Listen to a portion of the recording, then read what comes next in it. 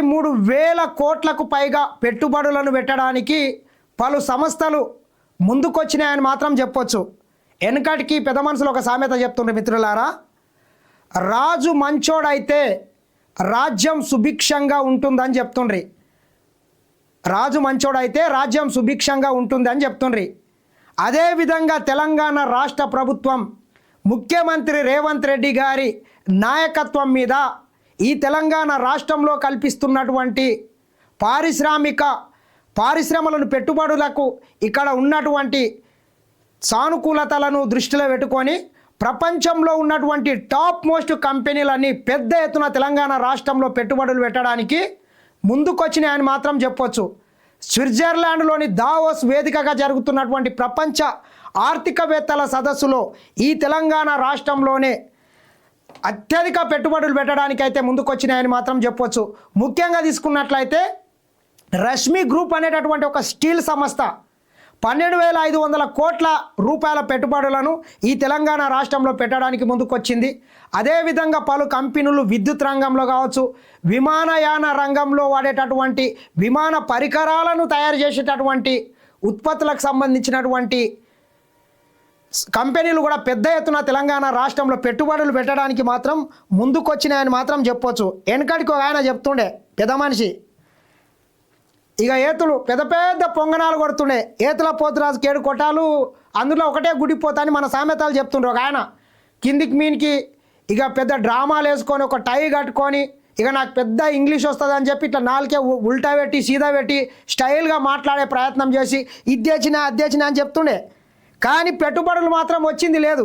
కానీ ఈరోజు చూడు, ముఖ్యమంత్రి రేవంత్ రెడ్డి గారు, పరిశ్రమల శాఖ మంత్రి శ్రీధర్ బాబు గారు, అదేవిధంగా పొంగులేటి శ్రీనివాసరెడ్డి గారు దావోస్ వెళ్ళి ఏం లేదు సాదా సీదాగా పోయి పెద్ద ఎత్తున తెలంగాణ రాష్ట్రంలో పెట్టుబడులను అయితే తీసుకొని వస్తుండ్రు.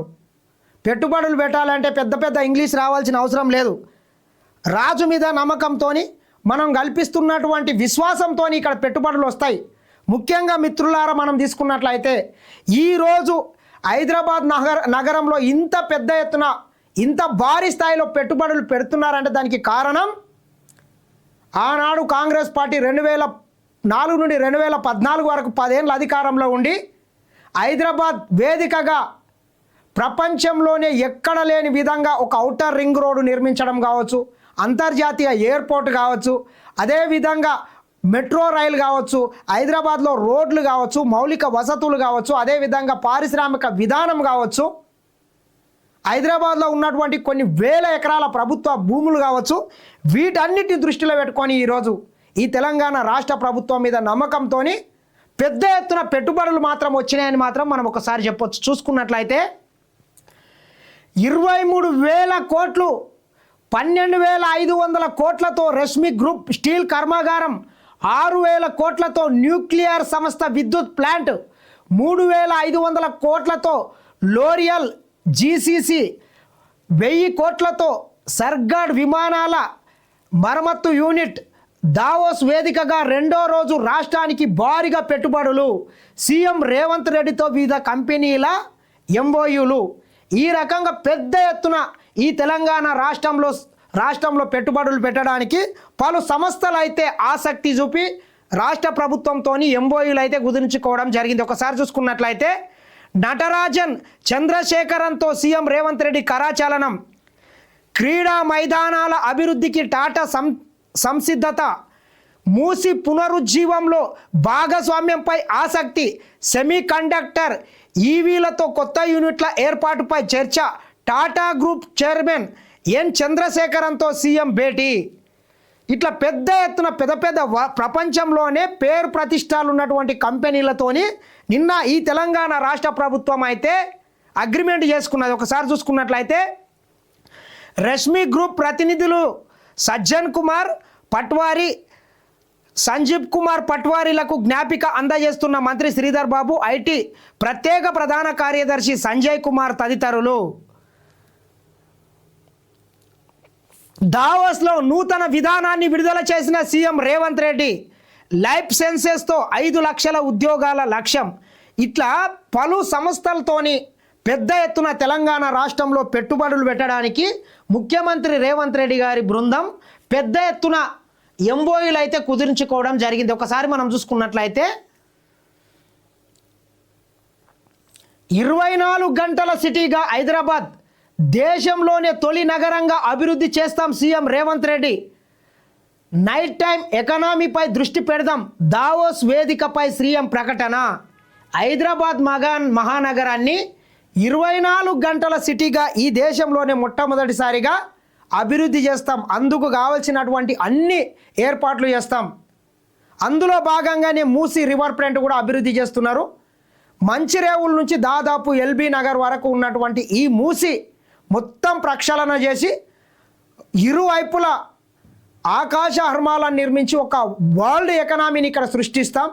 మొత్తం నైట్ బజార్ మొత్తం కిక్కిరిచిపోలే. మనం చూసుకున్నట్లయితే కొన్ని నగరాలు ఉంటాయి, న్యూయార్క్ నగరం కావచ్చు, టోక్యో నగరం కావచ్చు, బీజింగ్ నగరం కావచ్చు, సింగపూర్ కావచ్చు, మలేసియా కావచ్చు. ఈ పెద్ద పెద్ద నగరాలు 24 గంటలు కూడా తెరిచి ఉంటారు.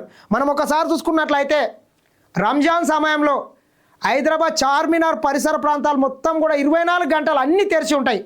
అదే రకంగా ఒక నెల ఒక చార్మినార్ ప్రాంతమే కాకుండా ఈ హైదరాబాద్ మహానగరం కూడా 24 గంటలు పనిచేసే విధంగా ఆ రకంగా ఆర్థిక వ్యవస్థను అయితే రూపొందిస్తామని చెప్పడం జరిగింది.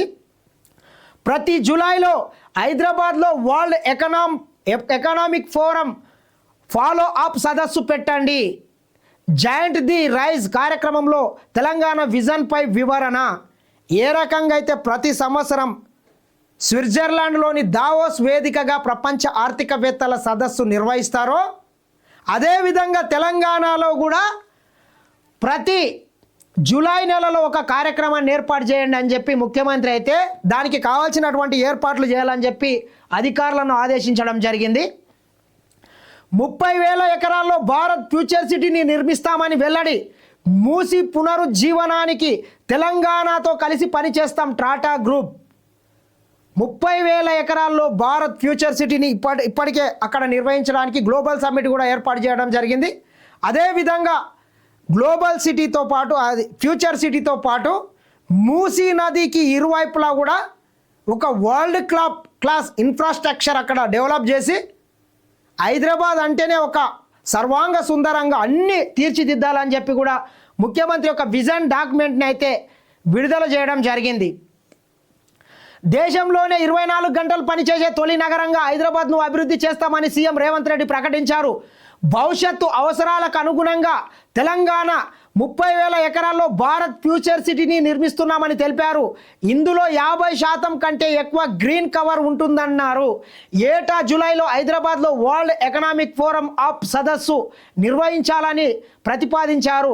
దావోస్లో జరిగిన జాయింట్ ది రైజ్ కార్యక్రమంలో ఈ ప్రతిపాదనకు గ్లోబల్ బిజినెస్ లీడర్లు, పాలసీ నిర్ణేతలు ఏకగ్రీవంగా మద్దతు తెలిపారు. ఈ సందర్భంగా తెలంగాణ రైజింగ్ 2047 విజన్ డాక్యుమెంట్ లక్ష్యాలను సీఎం రేవంత్ రెడ్డి వివరించారు. ఈ రోజుల్లో పెట్టుబడులు, ఒప్పందాలు, వ్యాపార వాణిజ్య నిర్ణయాలకు ఒక ఏడాది ఎక్కువ సమయమని అభిప్రాయపడ్డారు.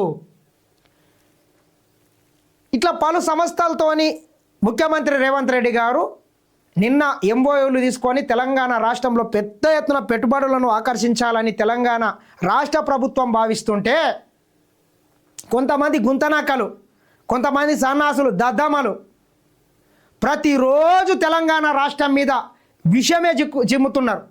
గత 10 ఏళ్ళు ఈ రాష్ట్రాన్ని పరిపాలించి పందికొక్కులాక దోసుక తిని వేల కోట్ల రూపాయలు దాచుకొని ఆ సిరి సంపదలతోని ఈరోజు ఎంజాయ్ చేయలేకపోతున్నామని ఏకైక బాధతోని, ఎందుకంటే వాళ్ళు ఏమన్నా రంకు వేషాలు వేసినా, ఇక్కడ ఏమైనా డ్రగ్స్ పార్టీలు చేసుకున్నా, కొకాయిన్ తాగినా, ఏమైనా చేసినా ఈ రాష్ట్ర ప్రభుత్వం మా మీద నిఘా పెడుతుంది. కాబట్టి మేమే మళ్ళొకసారి అధికారంలోకి వస్తే మేము ఆడిందే ఆట పాడిందే పాట అన్నట్టు ఉంటుంది రా బాయ్ అన్నట్లు ఈరోజు ఈ దొంగలు కుట్రలు చేస్తున్నారు. మీరు చూడండి ఒకసారి మిత్రులారా, ఏ రకంగా కుట్రలు చేస్తున్నారంటే అసలు సిగ్గనిపిస్తున్నది. ఈ రకంగా పెద్ద పెద్ద సంస్థలు పెట్టుబడులు పెడుతుంటే ఇక ఈ దొంగలు ఏం రాస్తారు, దాగుడు మూతల దండాకోరంట.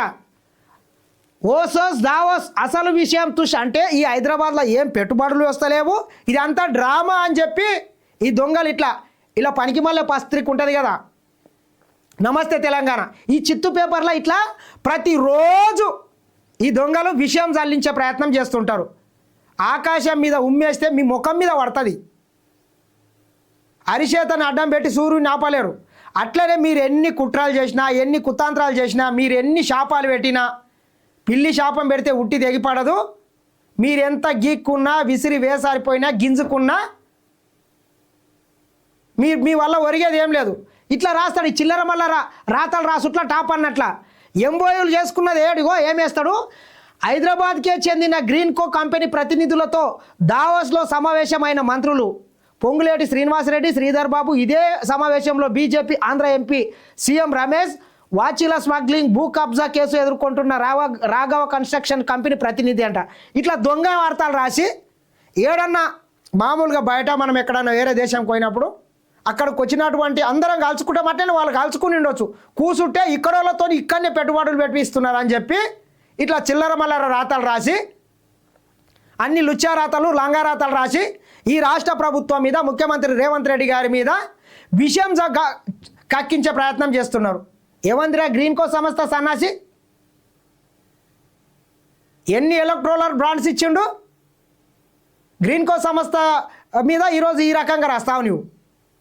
నీ పార్టీకి ఎన్ని ముడుపులు ఇచ్చిండు.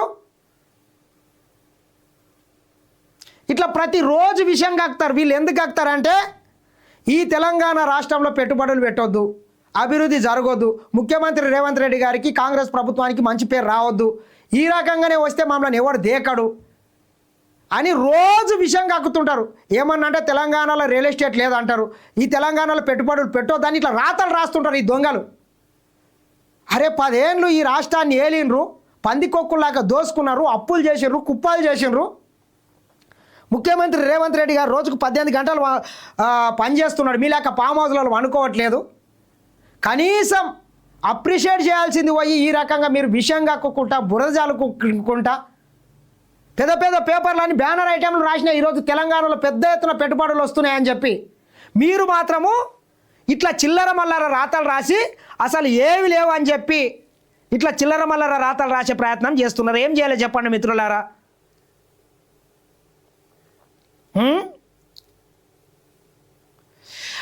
ఏం రాస్తాడు. కాంగ్రెస్ బీజేపీ ముఖ్యమంత్రులు దావోస్లో చేసుకుంటున్న ఒప్పందాలు, జరుపుతున్న పెట్టుబడులు, చర్చలు ఎంత హాస్యాస్పదంగా ఉన్నాయో చెప్పడానికి ఈ 2 చిన్న ఉదాహరణలంట.